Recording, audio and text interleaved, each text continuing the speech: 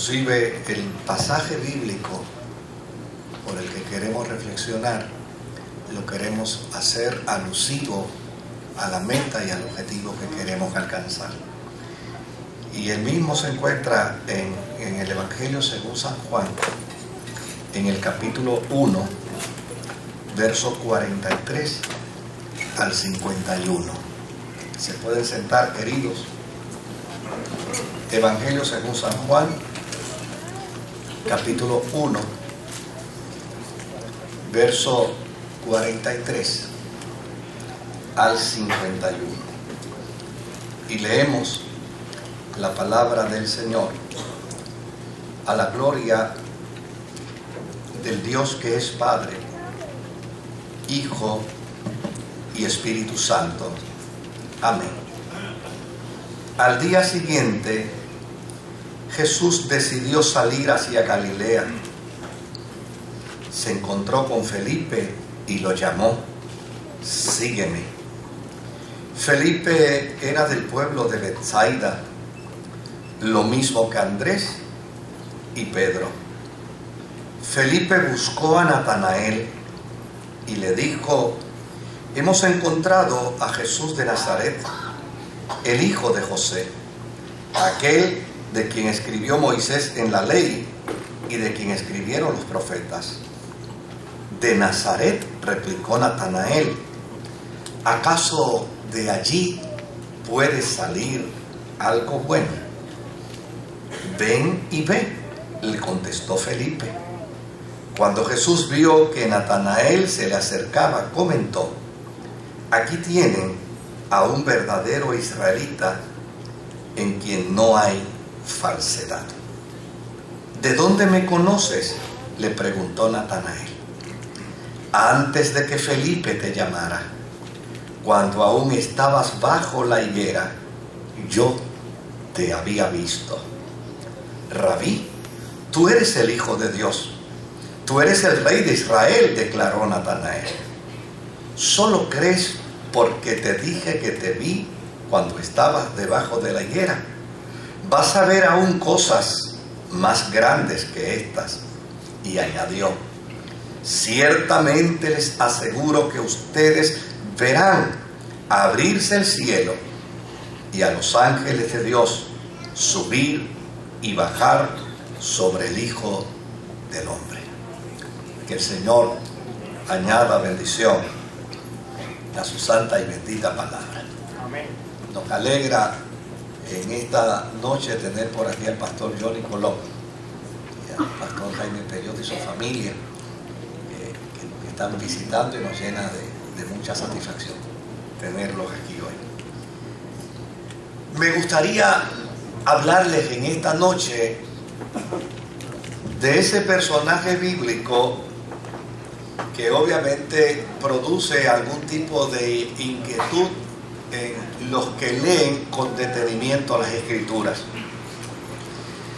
De acuerdo al planteamiento de Mateo, de Marcos y de Lucas, no existe un discípulo que se llame Natanael. Es interesante que en la lista de Mateo, de Marcos y de Lucas se mencionan los nombres de los 12 discípulos, y aparentemente por ningún lado aparece el nombre de Natanael. Desde luego, esto ha llevado a algunos estudiosos de la Biblia a pensar que el nombre de Natanael es un nombre ficticio. Es el nombre que plantea llana y sencillamente la cantidad de judíos buenos, de israelitas buenos, que creyeron en Jesucristo, y Natanael recoge la bondad de esos hombres israelitas que una vez escucharon el mensaje de Jesús, creyeron en él. Pero hay un dilema, y el dilema es que Juan, cuando narra la historia de los 12 discípulos, dice que había un discípulo que se llamaba Natanael. Por lo tanto, para Juan, Natanael no es un nombre simbólico, no es un nombre ficticio, es un nombre real. ¿Qué fue lo que sucedió entonces? Que en la lista de Mateo, de Marcos y de Lucas no aparezca el nombre de Natanael. Sí aparece. Lo que pasa es que no aparece su nombre, aparece su apellido. Natanael aparece dentro de los discípulos y desde luego fue evangelizado, fue ganado para Jesús a través de Felipe. Y siempre que Mateo, Marcos y Lucas mencionan a Felipe, inmediatamente mencionan a Felipe, al próximo que mencionan es a Bartolomé. Y desde luego, Natanael es el nombre, Bartolomé es el apellido. En aquel tiempo, los apellidos se daban como resultado de la región de donde era la persona, o en su defecto como resultado del nombre del padre. Y de hecho, el nombre del padre de Natanael se llamaba Bartolomé, Ptolomeo. Por lo tanto, cuando se mencionaba el nombre completo de Natanael, era Natanael, hijo de Ptolomeo, que quiere decir Natanael, hijo de Bartolomé. Por lo tanto, Bartolomé es precisamente ese personaje de quien nos habla Juan en su evangelio y de quien él dice era discípulo de Jesucristo. Ahora, mire qué dato interesante. Sin lugar a dudas, Felipe ganó a Natanael para Jesucristo. Pero para Felipe ganar a Natanael para Jesucristo, él tuvo que haber sido ganado también para el Señor. Porque todos y cada uno de nosotros, antes de tener una experiencia de fe con Jesucristo, tuvimos un contacto con alguien que nos habló, que nos llevó, que nos dirigió a los pies del Señor. Todos y cada uno de nosotros hemos vivido la experiencia de que alguien nos atrajo a la experiencia de la fe. Y desde luego, Felipe fue atraído a la experiencia de la fe como resultado de Andrés y de Pedro.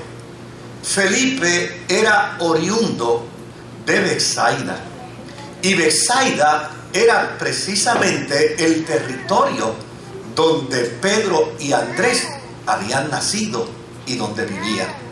Por lo tanto, hubo un momento en la interacción de Andrés y de Pedro juntamente con Felipe, donde ellos le hablaron de que Jesús era el Mesías. Ahora, si usted observa, la forma y manera como Jesús llamó a Felipe es una manera bien interesante y a la misma vez que nos puede llevar a desarrollar una hipótesis equivocada. Porque la Biblia dice que cuando Jesús vio a Felipe, le dijo: Felipe, sígueme. Y automáticamente Felipe, ¿qué hizo? Le siguió. Desde luego, interpretar esto literalmente así nos dejaría a nosotros con unas lagunas muy serias. Porque esto querría decir entonces que Felipe siguió a Jesús como un autómata. Que Felipe no usó la capacidad del razonamiento, no usó la capacidad del análisis. Simplemente Jesús le dijo: sígueme, y ahí se fue Felipe detrás de Jesús. Pero cuando uno trabaja con la historia de Pedro, de Andrés y de Felipe, uno descubre un dato interesante. Y es que Felipe conoció de Jesús gracias a Pedro y gracias a Andrés. Pedro y Andrés le contaron a Felipe y le dijeron que él andaba llamando discípulos para que le siguieran. Y le contaron que él estaba reclutando hombres para que conocieran el mensaje del reino. Obviamente en su posición de maestro, en su posición de rabí. Y da la impresión que en algún momento dado Felipe dijo: si a mí me llamara, si a mí me invitara a seguirlo, si él me invitara a seguirlo, de seguro yo le seguiría. Si él me invitara a seguirlo, yo me iría atrás de él. Y desde luego, por esa razón, la historia aparece así de clara. Porque lo que la historia de Juan quiere decirnos es que Jesús cumplió el anhelo de Felipe. Jesús cumplió el deseo de Felipe. Felipe quería encontrarse con Jesús. Felipe quería seguir a Jesús. Felipe quería amar a Jesús. Él quería ser discípulo de Jesús. Y Jesús le cumplió el anhelo y el deseo que él tenía. Cuando pasó por el lado de él y viendo a Felipe, le dijo: Felipe, tú también, sígueme. Ahora, lo que es interesante es que Felipe, una vez tiene su encuentro con Jesús, le pasó lo que nos ha pasado a muchos, que en el mismo instante en que nos convertimos a Jesús, queremos compartir la fe de Jesucristo que hemos adquirido. Queremos compartir la gracia de la salvación, porque desde luego la experiencia de la conversión no solamente genera un efecto intelectual, sino que también transforma, trastoca y trabaja en el área de nuestras emociones. Encontrarnos con Jesús produce alegría. Encontrarnos con Jesús produce gozo. Encontrarnos con Jesús produce satisfacción al alma. Encontrarnos con Jesús nos hace cambiar de perspectiva, nos hace cambiar de dirección y nos hace entender que es una nueva oportunidad de vida, no solamente para estar reconciliados con Dios, sino para estar reconciliados con nosotros mismos. Desde que Jesucristo llegó a mi corazón, óigame, yo soy feliz conmigo mismo. Porque a fin de cuentas, con quien más yo debo ser feliz es conmigo. Porque yo como conmigo, viajo conmigo, yo me canto a mí mismo. Y la experiencia de la fe me llevó precisamente a tener paz conmigo mismo. Y como consecuencia de ello, también me llevó a tener paz con la gente que está en mi entorno. Esa dimensión, esa experiencia no se adquiere de ninguna otra forma. Solo Jesucristo es el puente que nos reconcilia con Dios. Ahora, ¿cuántos errores no hemos cometido en el inicio de nuestra experiencia de fe, tratando de conquistar el corazón de alguien para que venga también a Jesucristo? ¿Cuántos exabruptos no hemos hecho? ¿Y cuántas veces de forma desatinada hemos querido que alguien venga a la experiencia de la fe? Felipe es un ejemplo de ello. Felipe tan pronto se convirtió a Jesús, en lo primero que pensó fue en ganar a su mejor amigo. Ahora, mire el dato interesante. Natanael, contrario a lo que a veces pensamos, Natanael no era un engreído. Natanael no era un soberbio. Natanael no era un arrogante, ni tampoco era una persona élite. No era una persona de un orgullo étnico, no. Natanael simplemente era un muchacho inteligente, un muchacho con criterio propio y un gran analista de la fe de su tiempo. Natanael era un estudioso de la ley. Y desde luego, cuando Felipe se convierte al Señor, es la primera persona que piensa, tal vez contrario a mí y tal vez contrario a usted.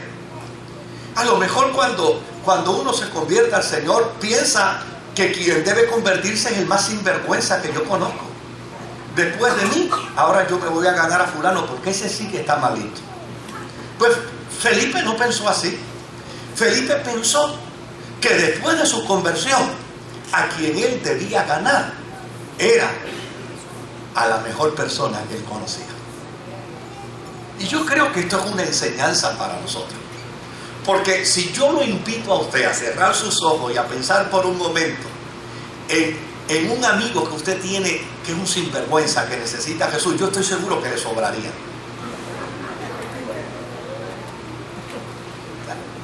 Si usted cierra sus ojos y dice, déjame ver, sí, fulano, ese necesita a Jesús. Pero ¿sabe algo? Si yo lo invitara a usted también a pensar en un buen amigo, en alguien cabal, en alguien honesto, en alguien íntegro, en alguien de buena reputación que necesita a Jesús, también usted lo encontraría. Porque el Evangelio plantea una gran verdad. La gente no se salva por bueno, ni se salva por malo. La gente no se salva por santo, ni se salva por pecador. La gente se salva cuando tiene un encuentro personal con Jesucristo. Y la salvación es para el malo. Mire, la salvación es para ese amigo suyo que es un inmoral sexual. Para ese amigo suyo que le gusta empinar el codo. Para ese amigo suyo que le gusta usar droga. La salvación es para ese amigo suyo que es un degenerado. La salvación es para ese amigo suyo que hace cosas indebidas, que usted lo quiere de gratis porque no hay manera de poderlo querer pagando. Pero sabe también, la salvación es para ese amigo suyo y para esa amiga suya que cuando usted lo mira dice, lo único que le falta es confesar a Jesucristo para ser un cristiano extraordinario. Para ambos es la salvación.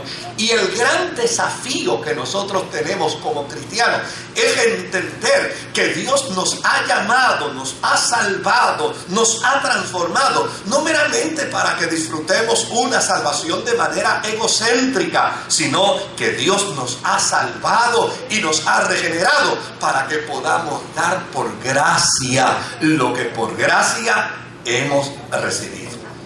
Así es que Felipe pensó en su mejor amigo, en la persona más íntegra, en la persona más honesta, en la persona de mayor virtud. Y desde luego llegó donde él y le dijo Felipe a Natanael, oye, ¿sabe? Me he encontrado con un hombre que, chico, cumple cabalmente con todos los requisitos de los profetas. Cumple cabalmente con todos los requisitos de la ley. Y cumple cabalmente con todos los requisitos que planteó Moisés para ser el Mesías. Ese hombre cumple con todos los requisitos. Y a mí me parece que él es el Mesías. Y cuando Natanael escuchó eso, pues Natanael era un estudioso de la ley. Y como estudioso de la ley que era, ¿sabe la primera pregunta que le hizo? ¿De dónde él es? Y aquí está el error de Felipe. Felipe siguió a Jesús, pero no conocía bien a Jesús. ¿Dónde había nacido Jesús? Jesús no nació en Nazaret. Jesús nació en Belén de Judea. Pero lo que pasa es que Jesús, una vez sale de Belén de Judea, su padre lo llevó a Nazaret y él se crió en Nazaret. Pero él no es oriundo de Nazaret, él es oriundo de Belén. Y cuando Felipe escucha la pregunta de Natanael, que le dice, ven acá, ¿y de dónde es él? Le dice, él es de Nazaret. Y Natanael dijo, este no puede ser nada. Este no puede ser ni profeta, ni maestro, ni rabí, ni mucho menos el Mesías. Porque que yo sepa, le dice Natanael a Felipe, que yo sepa, el Mesías va a nacer de Belén. Y de Nazaret no ha salido hasta ahora nada bueno.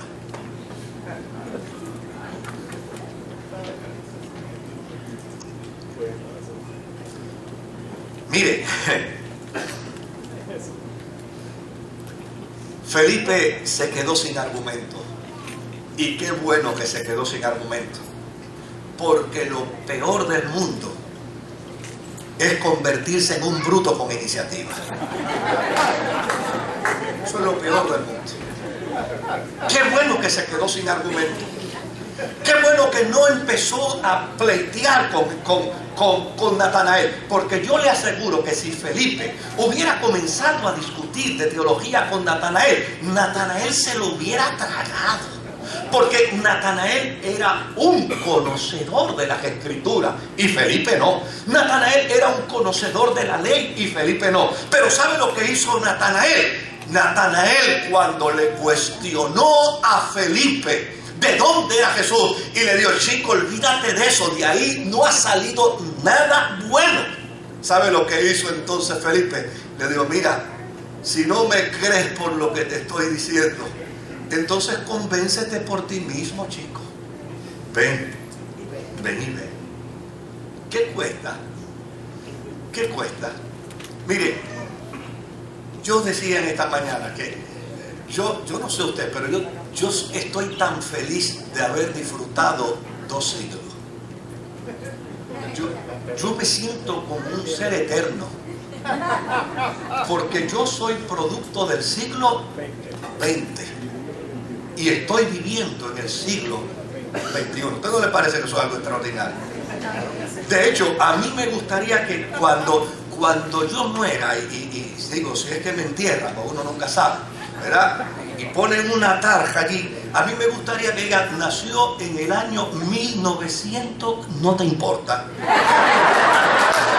No es importante, ¿verdad? Y murió en el 2000 y tanto. Y que el que llega y diga: óyeme, mira, este tipo vivió en 2 siglos, vivió en el siglo XX y vivió en el siglo XXI. Pero como yo conozco la experiencia de los 2 siglos, óigame, yo viví la experiencia de un testimonio antiguo, de un testimonio de gente que no tenía teología, de un testimonio de gente que no tenía mucho conocimiento bíblico, pero cuando ellos le hablaban de Jesús a alguien, ¿sabe qué le decían? Mira, yo te estoy hablando de Jesús y yo estoy seguro que si tú prestas atención, el corazón se te va a acelerar. Las palpitaciones del corazón se te van a acelerar y tú vas a comenzar a sentir algo especial en tu vida. Mientras yo te esté hablando del dulce nombre de Jesús, tú vas a sentir algo dentro de ti. Y yo, mire, en infinidad de ocasiones yo escuchaba esto: mira cómo se me paran los pelos. Tú me hablas de la religión y mira cómo yo me pongo. ¿Por qué? Porque la gente lo que hacía era lo más sencillo: presentarle a Jesús al pecador. Porque no se necesita, óigame bien, no se necesitan grados académicos de teología para hablar de Jesucristo. Amén. No se necesita ir a un seminario, no se necesita ir a un instituto, no se necesita tener un conocimiento vasto de las Sagradas Escrituras. El mejor capítulo para hablar de Jesucristo es tu vida misma, lo que Él ha hecho en ti. A mí me encanta en la Sagrada Escritura, hay una historia de un muchacho ciego, un muchacho que el Señor Jesús sanó y le quitó la ceguera, y cuando lo sanó y le quitó la ceguera, ese muchacho fue interrumpido por los religiosos de su tiempo y le dieron: bendice al Señor y di que ese que te sanó es un mentiroso, y di que ese que te sanó es un engañador, y di que ese que te sanó es un embaucador. ¿Y sabe que él respondió? Dios, si es un mentiroso o un engañador, yo no lo sé, yo solo sé que yo era ciego y ahora veo. Ese es el mejor testimonio que usted puede dar de su fe: decir lo que Dios ha hecho en su vida. Desde luego, tú y yo somos portadores del Evangelio, pero a fin de cuentas la gracia no es propiedad nuestra. La gracia está en Jesús. Felipe fue prudente, no discutió con alguien que tenía argumentos religiosos para probar que el Mesías no vendría de Nazaret.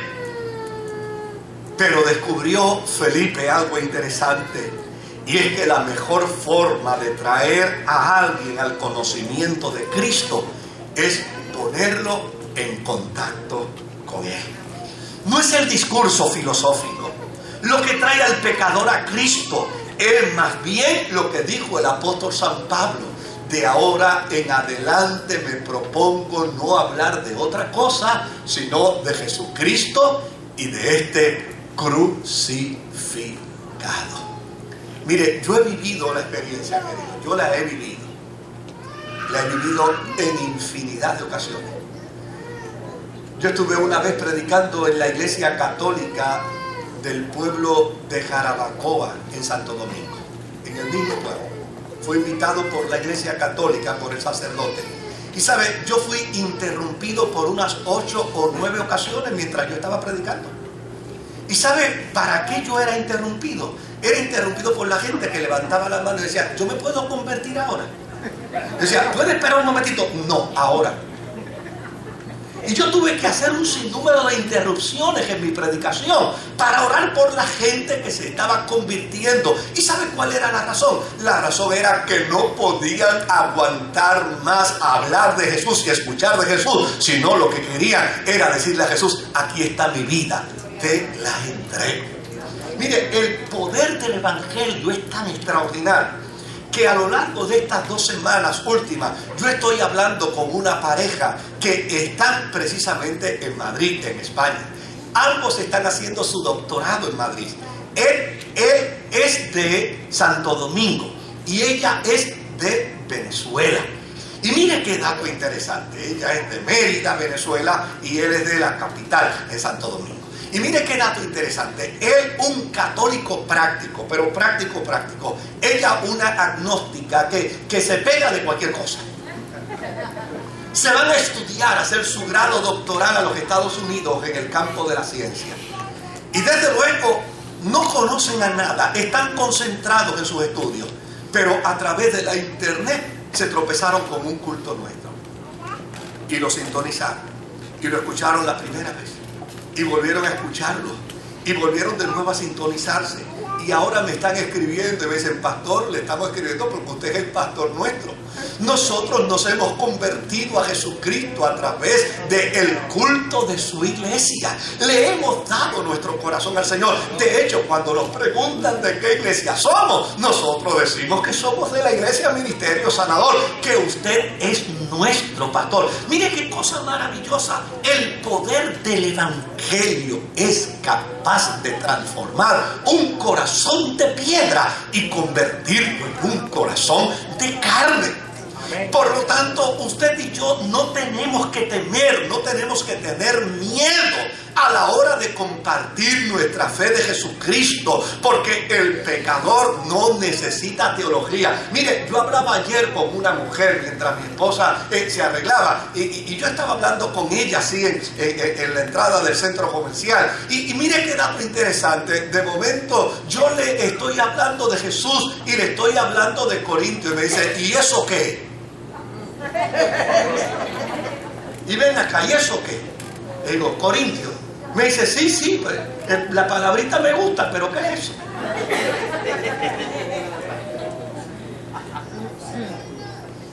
Ya no sabía ni qué significaba, ni qué quería decir la palabra Corintios.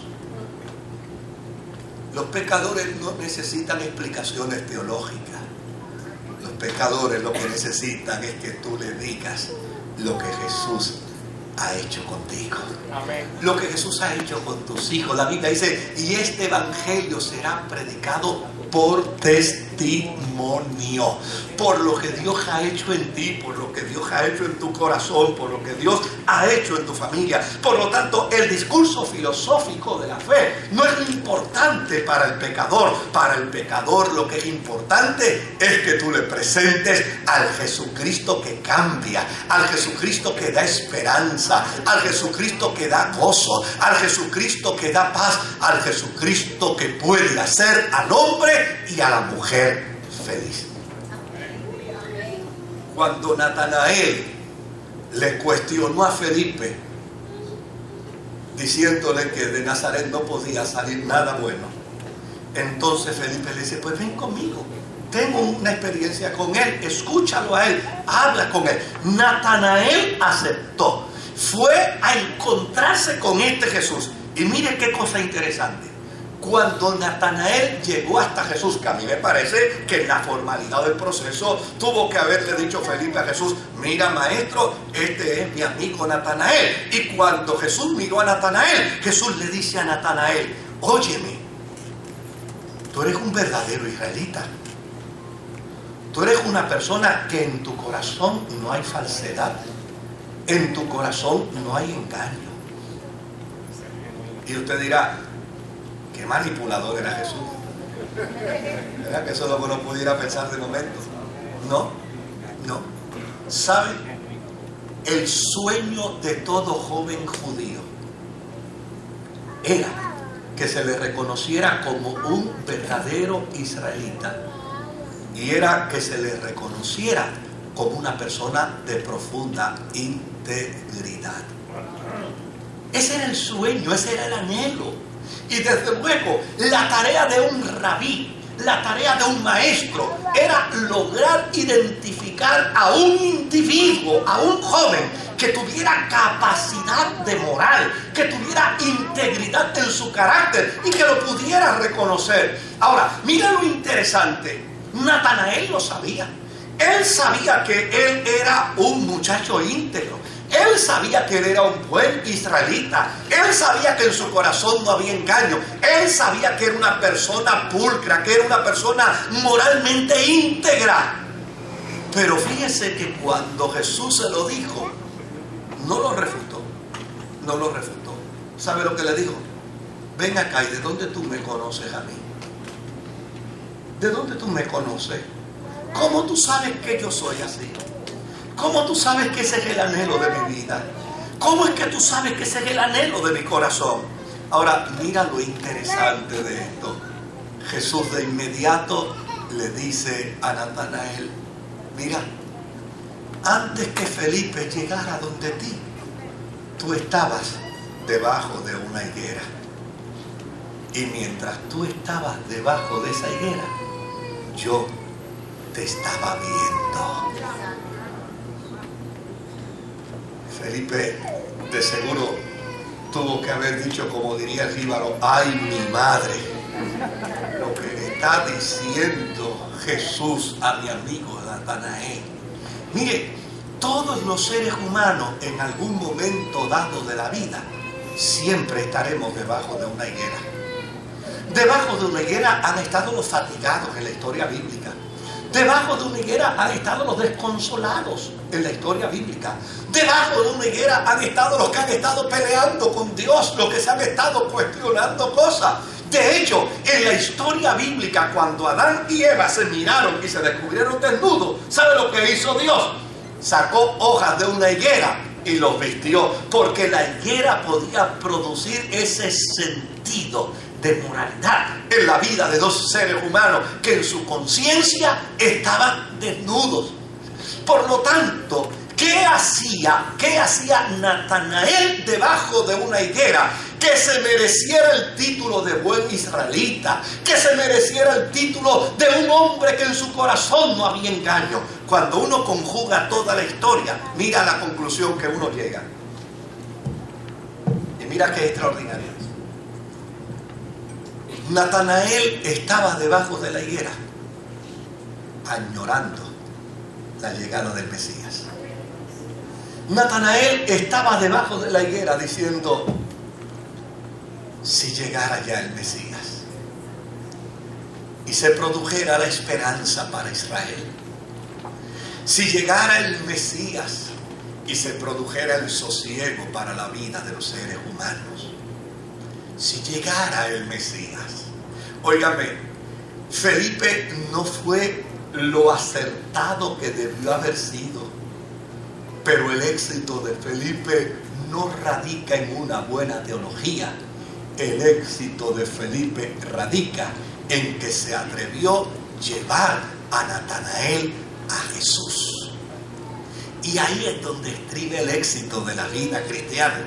Para ese amigo tuyo que es un sinvergüenza, para ese amigo tuyo que es un travieso, para ese amigo tuyo que le gusta hacer maldades, que tú dices: Dios mío, ¿cuándo cambiará? Pues para ese tú llevarlo a un encuentro con Jesús es la mejor experiencia que le puedes legar a la vida de Él. Pero para ese amigo correcto, para ese amigo íntegro, para ese amigo de solvencia moral, tú también tienes el mismo reto y la misma responsabilidad. Tienes que traerlo a los pies de Jesucristo. Y allí,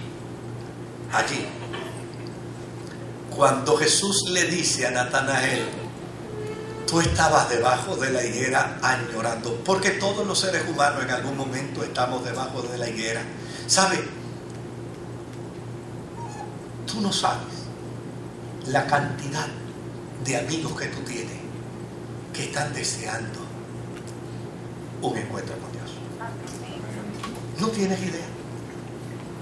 Mire, yo viví una experiencia que se la voy a contar como la viví, pero yo no quisiera volverla a repetir.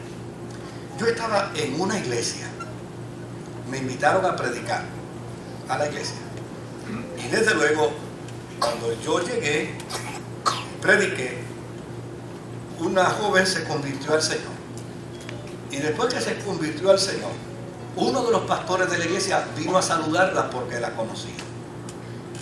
Y ahí fue donde yo hubiera querido que la tierra se abriera y me tragara, porque sufrí vergüenza ajena.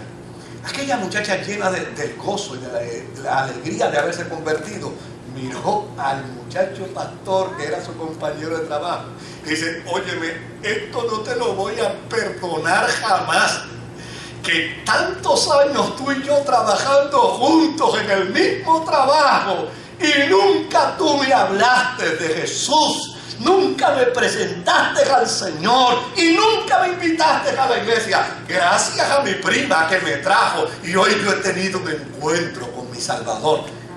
Y yo decía, ábrete tierra y traga, porque aquel pastor no encontraba qué decir. Tus amigos están bajo una higuera, los buenos y los traviesos. Y probablemente estarán diciendo, si yo pudiera lograr un poco de paz, si yo pudiera reconciliarme conmigo mismo, si yo pudiera tener un poco de sosiego, si la vida mía fuera distinta, si la vida mía fuera como la de mi amigo, si yo pudiera tener ese rostro radiante, si yo pudiera tener esa alegría, si yo pudiera tener ese gozo. ¿Sabes qué? A tu amigo lo está viendo el Señor en la higuera. A tu compañero de trabajo lo está viendo el Señor en la higuera. Y sabe lo que Él quiere, que tú te conviertas en ese Felipe, que le puedas decir a tu amigo, ven para presentarte al Jesús que te puede cambiar. Ahora, fíjate la transformación. Inmediatamente Jesús le dice a Natanael, desde el momento en que estabas debajo de la higuera, antes que Felipe te hablara, yo te estaba viendo. Inmediatamente Natanael entonces dijo, tú eres el Rey, tú eres el Señor, tú eres mi Salvador, porque estás revelando a mi vida las cosas que están ocultas en mi corazón. Y esa es una de las grandes virtudes del Evangelio. Esas son una de las cosas extraordinarias, que el Evangelio es capaz de transformar la vida y el corazón de los seres humanos. Miren, como yo era un adolescente que obviamente no tenía las categorías físicas para ser un líder de iglesia, porque aunque usted no me lo crea, digo, yo se lo puedo jurar, yo una vez tuve el pelo largo, mucho pelo, y era el tiempo de los Monkeys, y era el tiempo de los Beatles, y era el tiempo del festival de Mar y Sol en Vega Baja, y era ese tiempo, ¿no? Entonces, desde luego, yo tenía la influencia de mi tiempo, ¿por qué no? Pues si era el tiempo en el que yo estaba, pues yo tenía la influencia de mi tiempo. Y en mi iglesia, alguna gente me había hecho cruz y raya. Pero yo amaba al Señor, yo tenía pasión por la fe, yo tenía pasión por el Evangelio. Y como yo sabía que a mí no me iban a dar un púlpito para predicar, entonces yo predicaba en las guaguas de la ama. Yo echaba 10 chavos, yo no sé cuánto cuesta ahora, yo echaba 10 chavos en el torno. Y cruzaba el torno, entonces le decía al chofer, ¿usted me permite decirle algo lindo a esta gente aquí? Y si el chofer me decía que sí, yo predicaba. Y si me decía que no, yo predicaba también. Muchas veces le dije, ¿usted me permite? No, señor. Gracias. Señores, ¿a ustedes les gustaría que yo les pueda hablar de algo lindo, de la gracia, del amor de Dios? Y como veían aquel muchacho flaco, en chancleta, en pantalones llenos de pancho, decían, sí.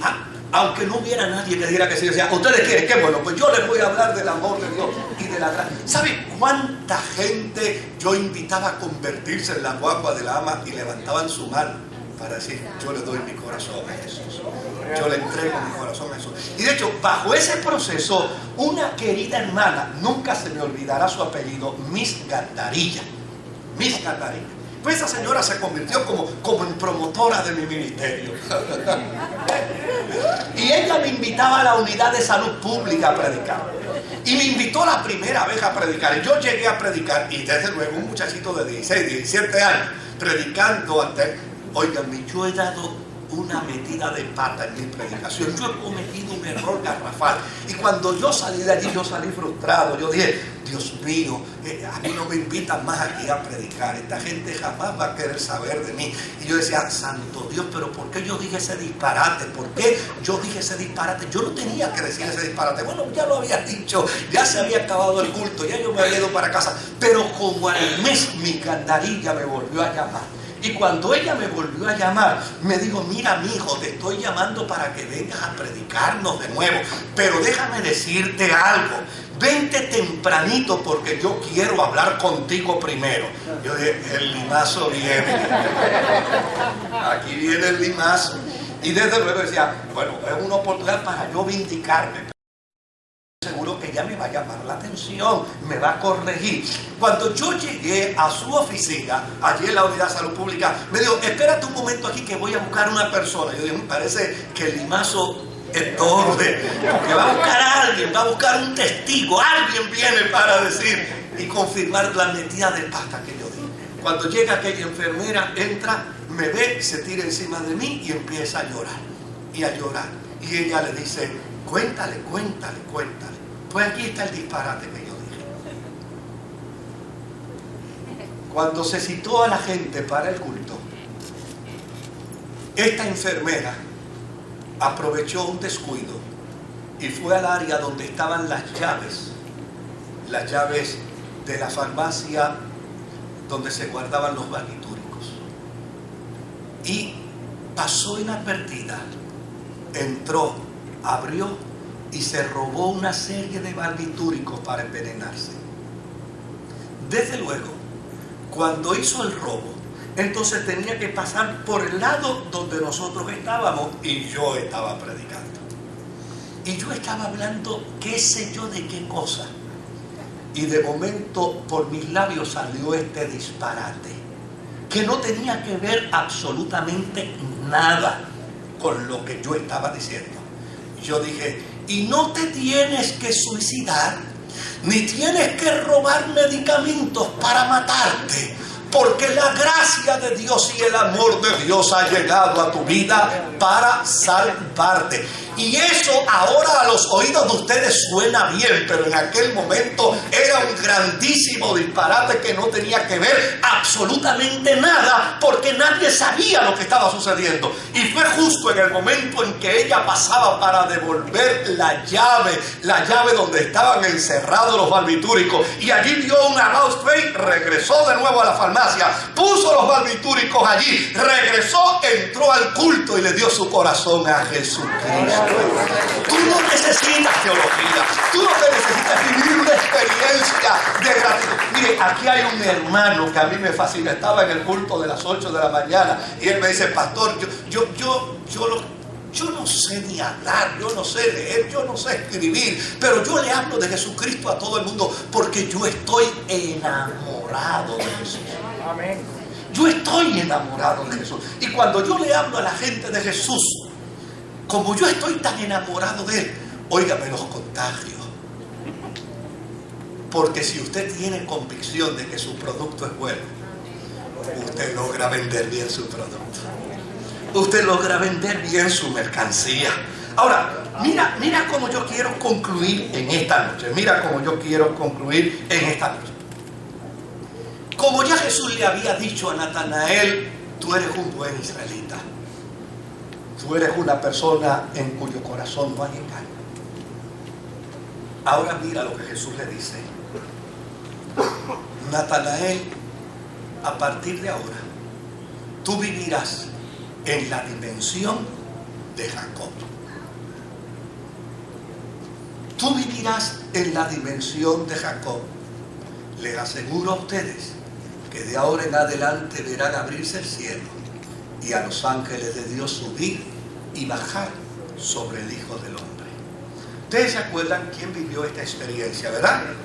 Bueno, si no la han leído en la Biblia, yo estoy seguro que se aprendieron el corito.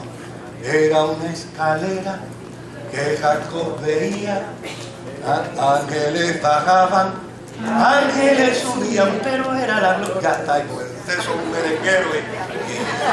¿Verdad? Ahora, mire qué dato interesante. El planteamiento que Jesús le está diciendo a Natanael es el siguiente.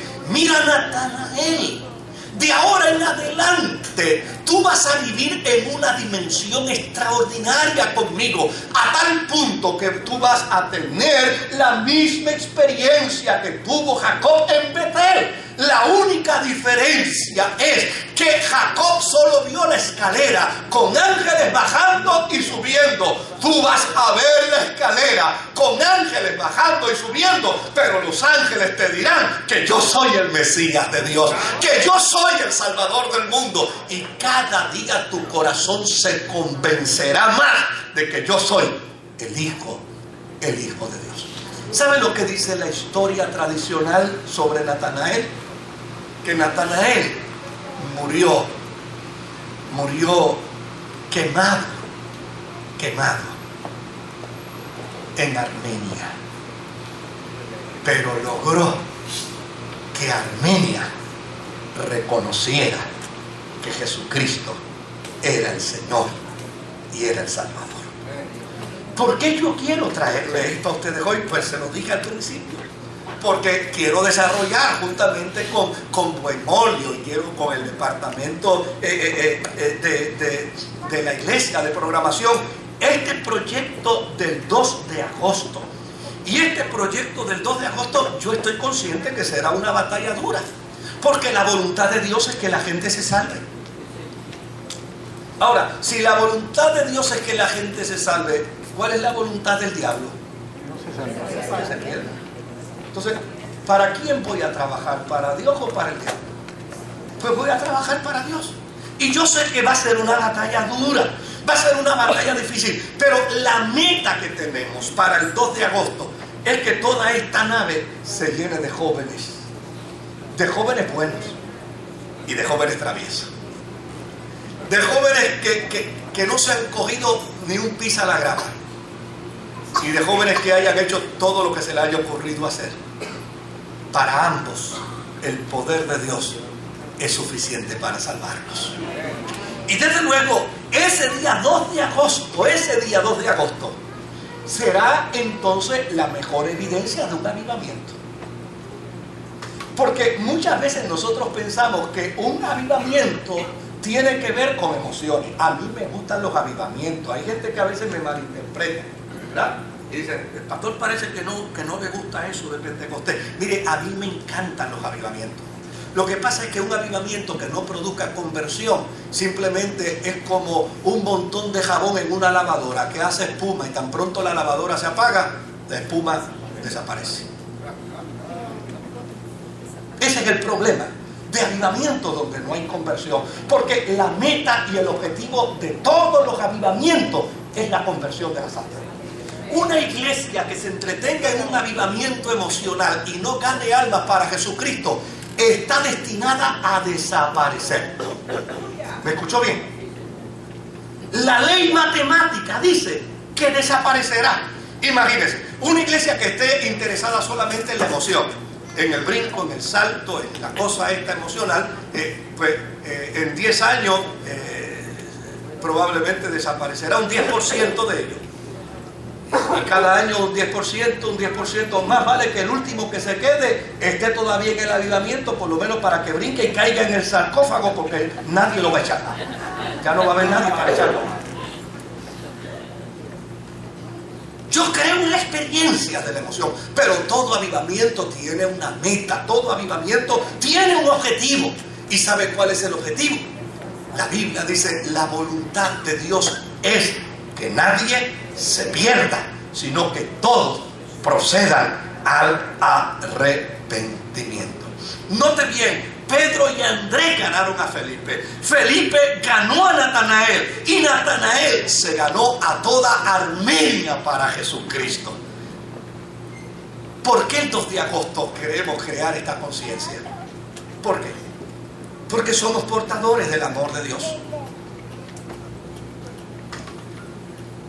Y una persona que tiene el amor de Dios en su corazón quiere compartir ese amor con otros. ¿Por qué queremos que jóvenes vengan a Jesucristo? Porque tenemos que ser obedientes a la gran comisión. Porque no nos avergonzamos del Evangelio. Porque yo doy por gracia lo que por gracia he recibido. Porque yo tengo profunda convicción de que el Evangelio no es una alternativa más. El Evangelio es la única alternativa. Amén. Porque yo quiero que el día 2 de agosto esto se llene de jóvenes que puedan escuchar el mensaje de la palabra de Dios. Porque yo quiero un Puerto Rico mejor. ¿Y quién no quiere un mejor Puerto Rico? ¿Y cómo yo puedo conseguir un mejor Puerto Rico? ¿Saben cómo yo consigo un mejor Puerto Rico? Poniendo a Cristo en el corazón de cada ciudadano. Por eso yo quiero que el día 2 de agosto, nosotros podamos llenar todo este recinto con jóvenes, muchachos y muchachas, buenos y malos, traviesos y santos, que puedan escuchar del amor, de la gracia, de la misericordia de Jesús y puedan venir a los pies del Señor. Por último, ¿por qué? ¿Por qué deseamos que el 2 de agosto esto se llene de jóvenes para encontrarse con Jesucristo? Porque es la voluntad de Dios. Porque es la voluntad de Dios. La voluntad, mire, hay cosas que yo concurro con posiciones teológicas de aquí, de allá y de macullá. Yo no tengo ningún problema con eso. Pero hay cosas con las que yo no puedo concurrir. Yo creo que todo ser humano tiene derecho a la salvación. Que el Evangelio es para todo ser humano. Que el Evangelio es una oportunidad que Dios le ofrece, como dice la Escritura. Así como en Adán todos mueren, en Cristo todos son vivificados. La voluntad de Dios es esa. La voluntad de Dios es que nadie se pierda, sino que todos procedan al arrepentimiento. A fin de cuentas, ¿por qué queremos que el 2 de agosto esto se llene de jóvenes inconversos? Porque Dios quiere que se llene de jóvenes inconversos. Que los podamos traer, que le podamos decir, mira, quiero que tengas una experiencia de fe. ¿Sabe algo? Este es el peor momento. Por eso los muchachos pusieron misión que imposible. Este es el peor momento. En este momento, aquí se han pillado tantos callos, que aquí hay gente molesta con la iglesia por sus posturas, por sus posiciones, por la defensa de sus valores. ¿Y sabe qué? Probablemente alguien te dirá, ¿para dónde? ¿Para la iglesia? No, esos son unos retrógradas. Esa gente, óyeme, el evangelio no tiene reglas condenatorias. Jesucristo dijo, porque yo no he venido para condenar al mundo, sino para que el mundo sea, ¿qué? Sea salvo por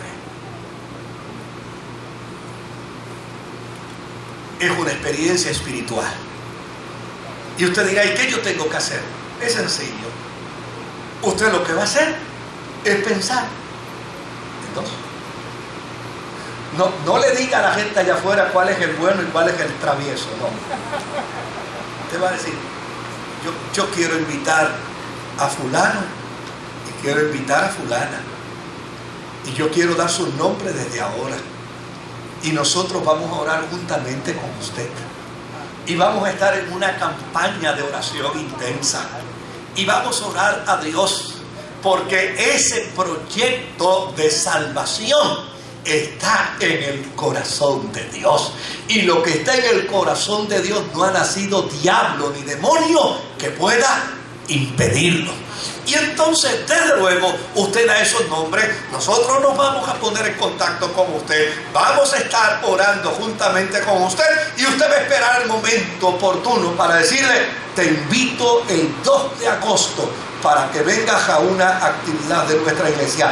Desde luego, es un culto para jóvenes, es una actividad para jóvenes, es una experiencia cultica totalmente distinta, totalmente diferente. Pero yo le aseguro que los recursos que van a venir son muchachos ungidos de Dios que serán capaces de llegar al corazón de ese joven y de esa joven que usted invite.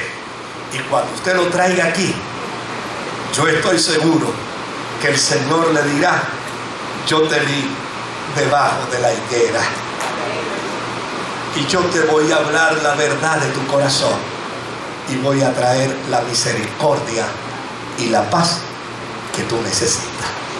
Ese es el desafío que tenemos todos como iglesia. Ese es el desafío que tenemos todos como cristianos. Y con la ayuda del Señor, ¿qué les parece? Lo vamos a lograr. Amén, querido. Que el Señor me los bendiga. Que Dios me los guarde.